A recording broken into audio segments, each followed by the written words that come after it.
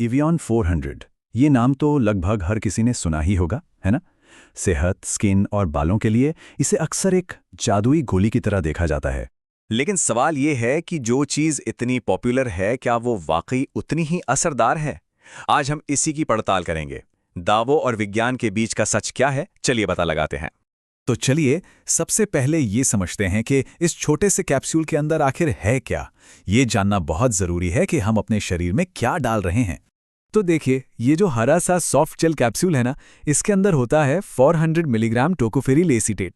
अब ये एक फैंसी नाम है, लेकिन इसका सीधा सा मतलब है विटामिन ई, वो भी लैब में बना हुआ, यानी सिंथेटिक। इसका मेन काम है एक एंटीऑक्सीडेंट का, मतलब ये हमारे शरीर की कोशिकाओं के लिए एक बॉडीगार्ड जैसा है जो उन्हें डैमेज से बचाता है। और हाँ, ये एक हाई डोज सप्लीमेंट है, ये बात ध्यान रखने वाली है। अच्छा, एक कन्फ्यूजन जो अक्सर लोगों को होता है वो है एवियन 400 और एवियन एलसी के बीच में। देखिए, दोनों बिल्कुल अलग हैं। एवियन 400 का हीरो है सिर्फ विटामिन ई, और इसे तब लिया जाता है जब शरीर में विटामिन ई की कमी हो। वहीं दूसरी तरफ एवियन एलसी में विटामिन ई के साथ साथ एल कार्निटाइन भी होता है। ये खासतौर पर मसल्स में होने वाले क्रैम्प्स या ऐंठन के लिए है। तो सिंपल है, 400 मतलब विटामिन ई की कमी और एलसी मतलब मसल क्रैम्प्स। चलिए अब बात करते हैं उस वजह की जिसके लिए एवियन 400 सबसे ज्यादा फेमस है, यानी सुंदर त्वचा और घने बाल। क्या इन दावों में वाकई कोई दम है? आइए देखते हैं। अगर आप ऑनलाइन देखें या लोगों से सुने तो कुछ ऐसे ही वादे सुनने को मिलते हैं। स्किन एकदम ग्लो करेगी, उम्र के निशान गायब हो जाएंगे, बाल मजबूत और चमकदार बनेंगे। मतलब एक तरह से खूबसूरती का रामबाण इलाज। यही वजह है कि ये इतना पॉपुलर है। लेकिन यहाँ एक पेंच है। जब हम साइंस की दुनिया में झांकते हैं तो कहानी थोड़ी बदल जाती है। देखिए, बालों की ग्रोथ से जुड़ी जो सबसे बड़ी स्टडी हुई, उसमें विटामिन ई का एक अलग ही रूप इस्तेमाल हुआ था, जिसका नाम है टोकोट्रिएनॉल्स। जबकि एवियन 400 में होता है टोकोफेरॉल। सुनने में ये एक जैसे लगते हैं, पर हैं अलग अलग। और साइंस में यही छोटी छोटी बातें बहुत मायने रखती हैं। ठीक है, तो त्वचा और बालों की बात तो हो गई। अब जरा उन गंभीर दावों की तरफ बढ़ते हैं, जैसे ये मानना कि विटामिन ई की हाई डोज हमें बड़ी बड़ी बीमारियों से बचा सकती है।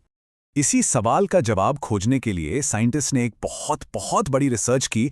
नाम था सिलेक्ट ट्रायल। ये कैंसर की रोकथाम पर हुई अब तक की सबसे बड़ी स्टडीज में से एक थी, जिसमें 35,000 से भी ज्यादा पुरुषों ने हिस्सा लिया था। और इस स्टडी के जो नतीजे आए वो सच में चौंकाने वाले थे। पता चला कि जो पुरुष रोज 400 आयु विटामिन ई ले रहे थे, उनमें प्रोस्टेट कैंसर का खतरा कम होने की बजाय 17% बढ़ गया, उन लोगों के मुकाबले जो सिर्फ एक खाली गोली मतलब प्लेसिबो ले रहे थे। ये तो फायदे की जगह सीधा सीधा नुकसान का इशारा था। और इस बात की पुष्टि की नेशनल कैंसर इंस्टीट्यूट की डॉक्टर लॉरी मेनासियन ने। उनका कहना साफ था कि सेलेक्ट ट्रायल ने यह साबित कर दिया है कि विटामिन ई सप्लीमेंट से प्रोस्टेट कैंसर की रोकथाम में कोई फायदा नहीं होता, बल्कि इससे नुकसान का खतरा है। ये एक बहुत बड़ा स्टेटमेंट था। तो सवाल ये उठता है कि एक एंटीऑक्सीडेंट जो कोशिकाओं को बचाता है, वो नुकसान कैसे कर सकता है? इसी को एंटीऑक्सीडेंट पैराडॉक्स कहते हैं। सोचिए, हमारा शरीर कभी कभी खराब सेल्स को खत्म करने के लिए खुद ही छोटी छोटी चिंगारियां यानी ROS बनाता है। ये एक तरह का नेचुरल डिफेंस सिस्टम है। लेकिन जब हम बहुत ज्यादा एंटीऑक्सीडेंट ले लेते हैं तो वो इन जरूरी चिंगारियों को भी बुझा देते हैं।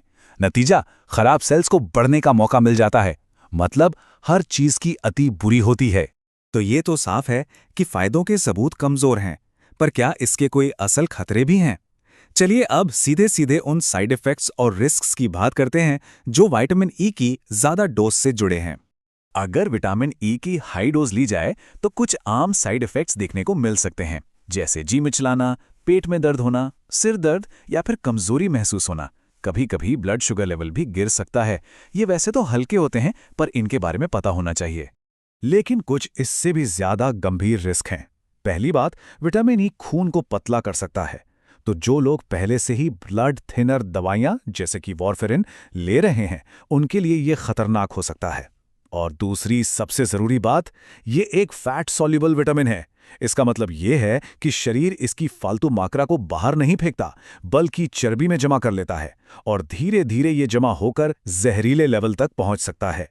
तो इतनी सारी जानकारी के बाद सवाल ये है कि फिर सप्लीमेंट्स को लेने का सही और सुरक्षित तरीका क्या है? देखिए, नियम बहुत सीधे और सरल हैं। पहला और सबसे जरूरी, कोई भी सप्लीमेंट अपनी मर्जी से शुरू ना करें, हमेशा डॉक्टर से पूछें। दूसरा, अगर कोई और दवा चल रही है तो उसके बारे में डॉक्टर को ज़रूर बताएं। तीसरा, डॉक्टर जितनी डोज बताएं उससे ज़्यादा कभी ना लें।